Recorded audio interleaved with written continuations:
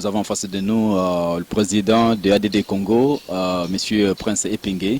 Avec lui, nous allons parler de leur marche qu'ils vous auront à organiser ensemble avec le FCC, avec CLC, Milapro pour ce samedi 13 novembre 2021. Bonjour Monsieur Prince. Bonjour. Aujourd'hui, vous avez déjà commencé votre tournée par des sensibilisations par rapport à la marche. Qu'est-ce que vous poursuivez encore dessus? Oui, nous poursuivons la volonté ou l'accomplissement de la volonté de notre peuple. Le peuple ne veut pas de Kadima. Il a dit, il l'a dit et il le dira toujours. Alors si on aime le pays, on a intérêt à écouter le peuple. La stratégie du chien à bois, la caravane passe, ne paye jamais. Quand un chien aboie, c'est qu'il y a un problème. Il faut qu'on s'arrête. Les élections sont organisées pour les Congolais. Et nous sommes tous Congolais. À moins qu'on nous prive de notre droit ou de la jouissance de notre droit lié à la nationalité congolaise. Autrement, nous allons faire tout, pour que notre voix soit prise en compte. Nous parlons des élections. Les élections ne sont la propriété de personne. Entre nous les politiciens, nous ne nous entendons pas. Entre les pasteurs ou les hommes de Dieu, ils ne s'entendent pas. Entre les membres de la société civile, ils ne s'entendent pas. Pourquoi pensez-vous qu'on peut ignorer toutes ces voix discordantes et foncer tête baissée? Monsieur Félix Tshilombo prend une voie dangereuse. Mais est-ce que nous pouvons lui laisser, ou les laisser mettre en difficulté l'avenir de toute une nation? Nous disons non. Et en toute honnêteté et en toute responsabilité, nous disons que Kadima ne peut pas diriger la CENI parce qu'il dépend de monsieur Félix et par conséquent, le résultat qu'il publiera ne peut que revêtir un caractère partisan. Pour cela, nous allons marcher ce samedi 13 novembre pour exiger le départ de Kadima, exiger la refonte, la révisitation de la loi organique sur la CENI. C'est pour au moins 2 semaines. Si pendant tout ce temps que nous réclamions au sein de la MOCA que l'on revoie la loi, on avait accepté et qu'on avait revu la loi, aujourd'hui, nous serons très loin. Mais nous savons que Félix Tshisekedi ne prépare pas les élections. Lui, sa stratégie est simple. Il veut aggraver la crise, créer encore de fortes tensions, pour que la population ne puisse pas voir son bilan, pour qu'on ne voie que la crise. Et demain ou après-demain, ils disent aux Congolais, négocions, mais comme nous sommes en retard, repoussons les élections. Il n'y aura pas de glissement. Monsieur Prince, parce que vous en parlez, nous avons suivi le ministre, le porte-parole du gouvernement, Patrick Mouyaya, appelant tout le monde de pouvoir se préparer pour aller aux élections. Les élections doivent avoir lieu. Ça, c'est la première des choses. Êtes-vous prêt dans votre plateforme Lamuka? Deuxième question, c'est de savoir, est-ce que les marches seules pourront faire en sorte que Kadima puisse partir, dégager de la scène? Lamuka est prête. Le président élu Martin Fayulu est prêt. Prince Epenge, nous sommes prêts. Parce que nous avons un discours, parce que nous avons une vision, parce que nous avons des valeurs, des idées à partager avec les Congolais. Par contre, M. Félix Tshilombo n'est pas prêt. Parce que Félix n'a pas eu le pouvoir du peuple. Il a volé. Parce que deuxièmement, M. Tshilombo n'a pas un bilan. Il a échoué. Et donc, pour toutes ces raisons, Félix ne veut pas des élections parce qu'il sera battu. Alors, est-ce qu'avec les marches, on peut changer les choses? Oui, à moins que vous nous donniez des armes. Nous, on n'a pas des armes. Nous, notre arme la plus fatale, c'est le peuple.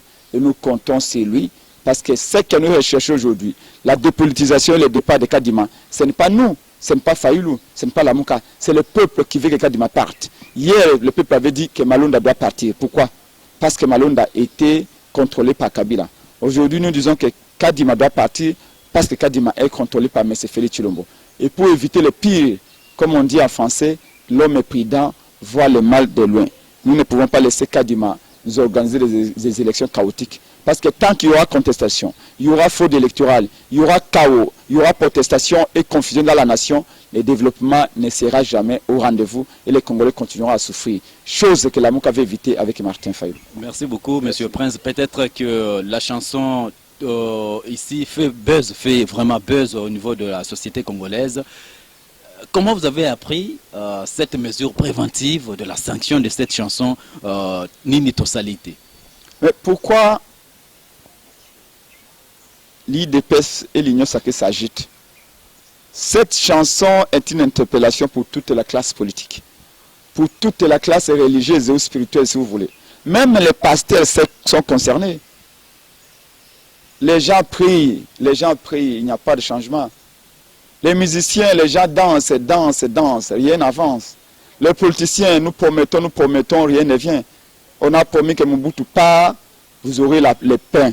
Mobutu est parti, il n'y a pas de pain. Même sous la Belgique, la colonisation, si les Belges partent, vous aurez tout. Les Belges sont partis, il n'y a rien. Mobutu est parti, il n'y a rien. Joseph Kabila, s'il partait, vous allez voir les changements. Battons-nous, les jeunes ont donné de leur vie. Nous sommes sacrifiés pour que Kabila parte. Kabila est parti. Aujourd'hui, on arrête les gens comme sous Kabila. Aujourd'hui, les Congolais ne mangent pas comme sous Kabila. Aujourd'hui, des grèves partout comme sous Kabila. Des intimidations partout comme sous Kabila. Aujourd'hui, le chômage partout comme sous Kabila. Maintenant, les jeunes ont dit, mais qu'est-ce qu'il faut qu'on fasse? Qu'est-ce qu'on n'a pas fait? Trouver l'erreur. Mais tout le monde est concerné. Pourquoi seulement l'IDPS? L'IDPS a maintenant ce qu'on appelle cette espèce de diarrhée verbale. Pourquoi? Alors, nous comprenons que c'est parce qu'ils sont conscients qu'ils ont échoué.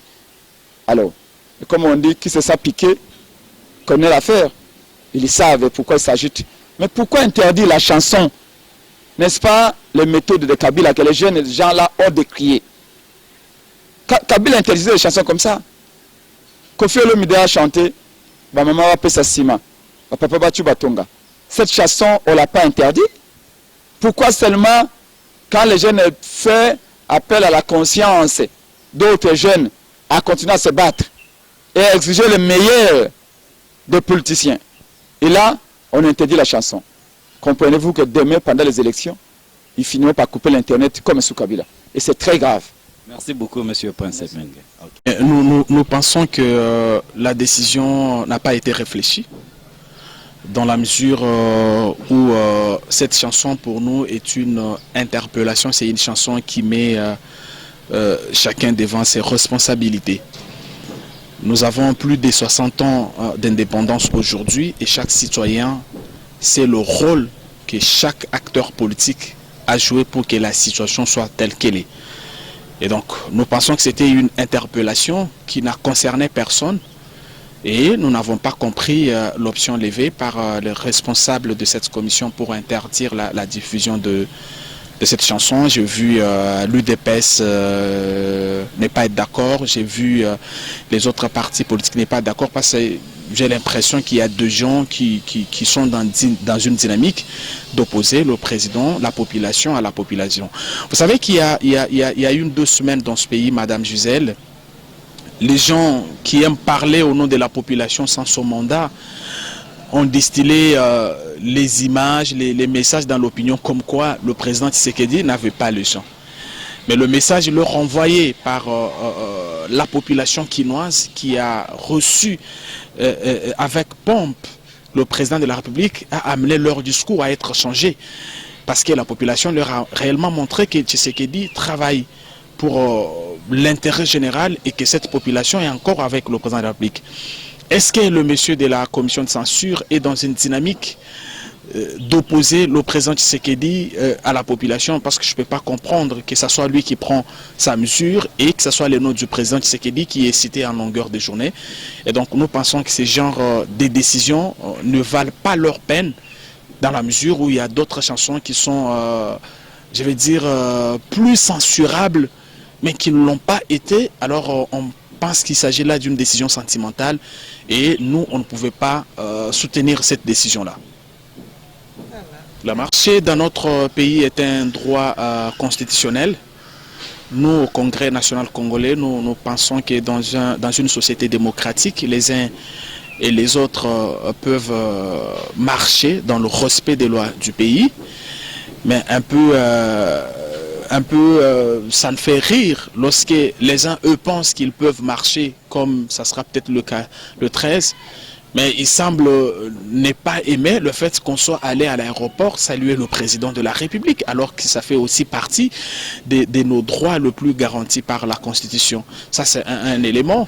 Autant nous avons reçu le président de la République, vous avez vu la masse, la population qui s'était mobilisée. Au CNC, c'était une mobilisation très très sérieuse à l'aéroport, sur les artères, tout comme au siège national du parti.